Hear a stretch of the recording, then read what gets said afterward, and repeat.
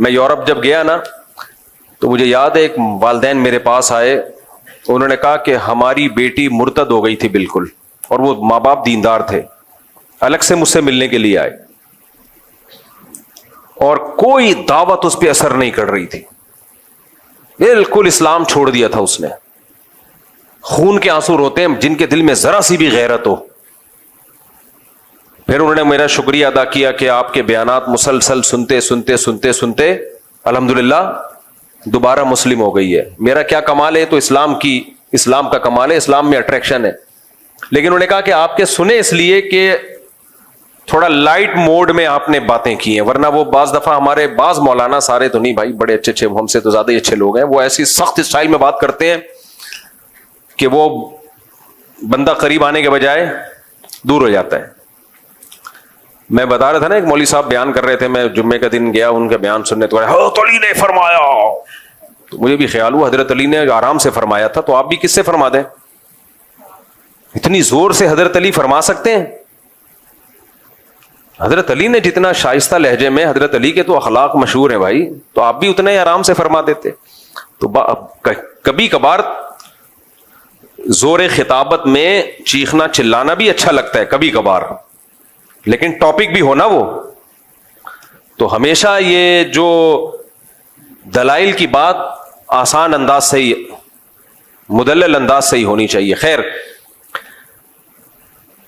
تو نوح علیہ الصلوۃ والسلام, لوط علیہ السلام کی بیوی صحبت کی وجہ سے, ماحول کی وجہ سے خراب ہوئی. جب مجھے کہتے ہیں نا لوگ, مفتی صاحب میں لندن آیا تھا اپنی باپردہ بیوی کو لے کے, اس نے مجھے کہا کہ مجھے جاب کی اجازت دو, میں نے کہا چلو ٹھیک ہے. انسان تنگ نظر نہیں ہونا چاہیے, براڈ مائنڈیڈ ہونا چاہیے. تو میں نے اجازت دے دی, اب وہ میرے ہاتھوں سے نکل گئی, وہاں کسی گورے پہ عاشق ہو گئی ہے. سب عورتیں ایسی نہیں ہوتی بھائی, بہت ساری نیک خواتین جاب کر رہی ہیں, لیکن بہت سی ہو بھی جاتی ہیں. تو میں اس کو مثال دیتا ہوں لوط علیہ السلام کہ بھائی پیغمبر اپنی بیوی کو نہیں بچا سکے یار, اور تو اس ماحول میں اجازت دے رہا ہے جا کے. یہ سارا مسئلہ کھڑا ہوتا ہے جب قناعت ختم ہو جائے, زیادہ کی ہوس. پہلے فیصلہ کرو کہ اگر سب کچھ پیسہ ہی ہے تو کمبختوں پھر شادی کرتے کیوں ہو, ہے بھائی؟ اگر سب کچھ پیسہ ہی ہے, دیکھو کچھ لوگ تو اس لیے شادی کرتے ہیں کہ وہ پیسہ ہے, ان کا تو ہدف ہی کیا ہے, دولت. ان کی بیگم اگر کھسک بھی جائے تو ان کی صحت پہ کوئی فرق نہیں پڑتا. یہ ولاگر دیکھ لو نا, جب اپنی خوبصورت بیویوں کو لا کے دنیا کے سامنے رکھتے ہیں, تو یہ کیوں رکھتے ہیں, اپنی بیویاں کیوں دکھاتے ہیں خوبصورت خوبصورت بیویاں ادھورے کپڑوں میں؟ پیسہ ہے. تو ان کا مقصد ہی شادی سے کیا ہے؟ آپ کو لوگ چپ کیوں بیٹھے ہو بھائی؟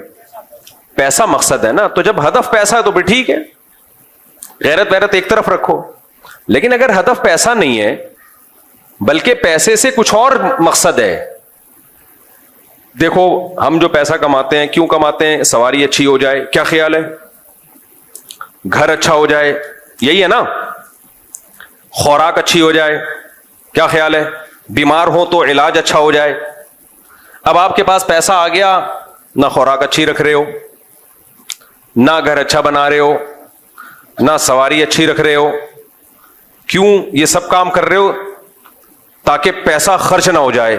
تو پرلے درجے کے بے وقوف کہلاؤ گے کہ نہیں کہلاؤ گے؟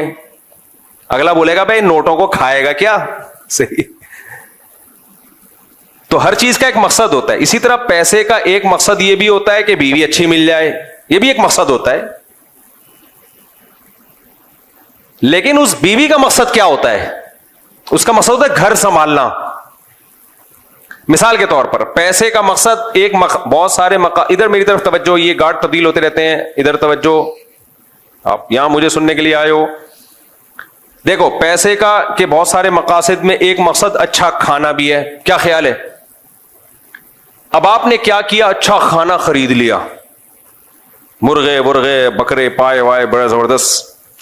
اب کھا نہیں رہے آپ اس کو, کہہ رہے ہیں میں نے پیسے سے اچھا کھانا خریدا تو ہے, لیکن جہاں اچھے ریٹ لگیں گے اس کھانے کو بیچ دوں گا میں.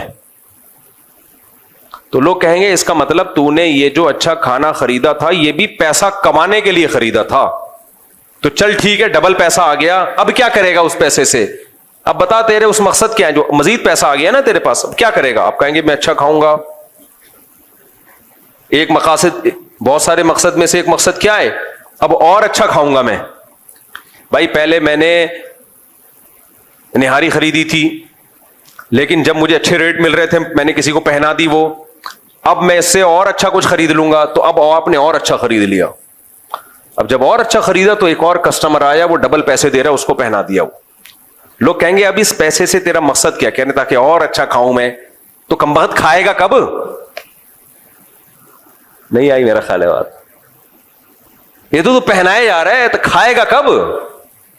تو آپ کہہ رہے ہیں ابے پیسہ بہت بڑی طاقت ہے. تو طاقت ہے جب اس سے کچھ کھا تو پیسے کے مقاصد میں گاڑی ہے, اب گاڑی آپ نے خریدی, فوراً پہنا دی کسی کو, چلا نہیں رہے اس کو, پھر خریدی پہنا دی, تو لوگ کہیں گے تیرا گاڑیوں کا بزنس ہے, تو اپنے لیے بھی تو کوئی گاڑی رکھ. اپنے لیے نہ تو گاڑی رکھ رہا ہے, نہ تو گھر بنا رہا ہے, نہ تو کھانا اچھا کھا رہا ہے, تو اس کا مطلب تو پیسے کو خدا سمجھتا ہے.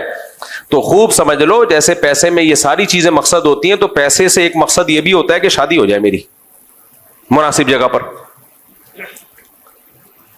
غریب آدمی کو کوئی دیتا ویتا نہیں ہے آج کل, اور دے بھی دے تو خرچے پورے ہونا مشکل ہو رہے ہوتے ہیں اس کے لیے. تو آپ نے پیسہ کمایا کہ یار شادی ہو جائے گی, نفقہ آسانی سے اٹھا لوں گا میں. اب اس شادی جب آپ کی ہوئی ہے, تو شادی سے جیسے کھانا جب آپ نے خریدا تھا تو اس کا مقصد کیا تھا؟ اس کو بیچنا یا کھانا؟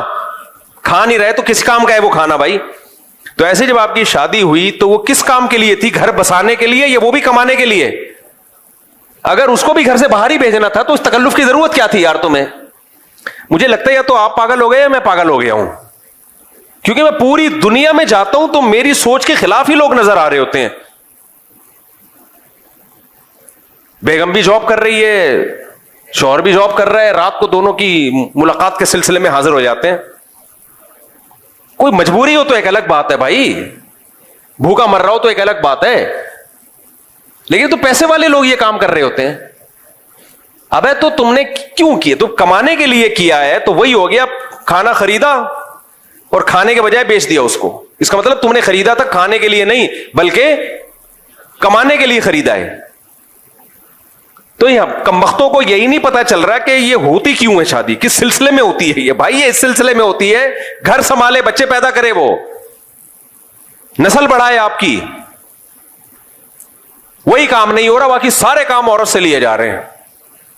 تبھی شادی میں پہلے دیکھا جا رہا ہے کہ ڈاکٹر ہو اور انجینئر ہو اور فلانا ہو اور ڈمکانی ہو. پھر جب وہ جوتے لگاتی ہے نا شادی ہونے کے بعد, تو کہتے ہیں میں نے تو بڑی پڑھی لکھی خاتون سے شادی کی. پڑھی لکھی ہونا بالکل ایک ڈفرینٹ چیز ہے, گھر سنبھالنا بالکل ایک ڈفرینٹ چیز ہے. اس کا پڑھائی سے کیا تعلق ہے؟ بایولوجی میں وہ اس نے یہ پڑھا کہ گھر کیسے سنبھالا جاتا ہے, بایولوجی کی کتابوں میں ہے بھائی. اب میڈیکل سائنس کی کتابوں میں شوہر کے حقوق نام کی کوئی چیز اس نے پڑھی ہے ڈاکٹر نے؟ مجھے وہی لگتا ہے یا تو آپ پاگل ہو گئے یا دونوں میں سے کوئی ایک پاگل ہے. مجھے ایک بات بتاؤ, وہ ڈاکٹر ہے, کرو ڈاکٹروں سے شادی کرو, منع نہیں کر رہا, ایجوکیٹڈ ہے, ہو سکتا ہے کچھ کبھی بیمار ہو گئے تو آپ کبھی گٹی کبھی کا لگا دیں.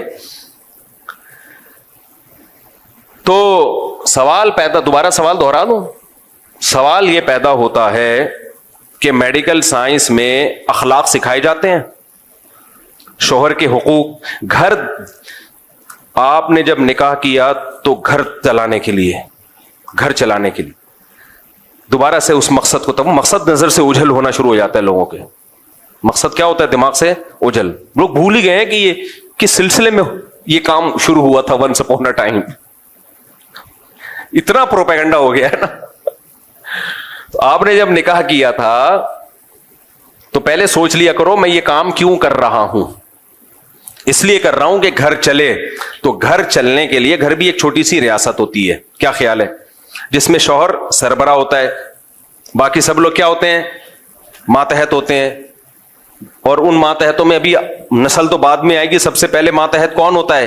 بیگم ہوتی ہے. تو اس کو پتا ہونا چاہیے کہ سربراہ کے کیا حقوق ہیں, کیا خیال ہے, اور آپ کو پتا ہونا چاہیے کہ اس کے کیا حقوق ہیں. پتا ہونا چاہیے کہ نہیں ہونا چاہیے؟ اچھا, اور پھر گھر میں اچھا ماحول بنے,